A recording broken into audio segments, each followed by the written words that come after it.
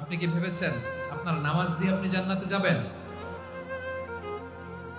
আপনি তাহাজ্জুদ গুজার, সেজদা দিতে দিতে কপালে দাগ ফেলেছেন, এটা আপনারা জান্নাতে নেবে না?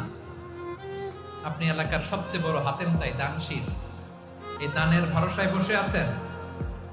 কুশ্চিন কালো আমাদের নামাজ, আমাদের রোজা, আমাদের ইবাদত, এগুলোকে মিজানের পাল্লায় উঠালে কোনো ওজনই হবে না। তবে আমাদের একটা কৌশল জানা আছে, আমরা আল্লাহর রহমতের ভিখারি। আমরা সেদিন আগেই গুনার স্বীকৃতি দিয়ে দেব। আমরা বলবো, আল্লাহ তুমি প্রশ্ন করার আগে তোমার একটা কথা বলি, আমারে কিছু জিজ্ঞেস করো না, আমি সব করেছি। এমন কোন পাপ নাই যে পাপ আমারে দিয়ে হয় নাই।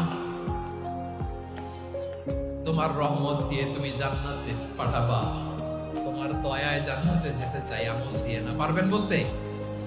কিয়ামতের দিন আমরা বলবো, আল্লাহ আমার আমল দিয়ে জান্নাত চাই না, আমি তোমার দয়া দিয়ে জান্নাত চাই।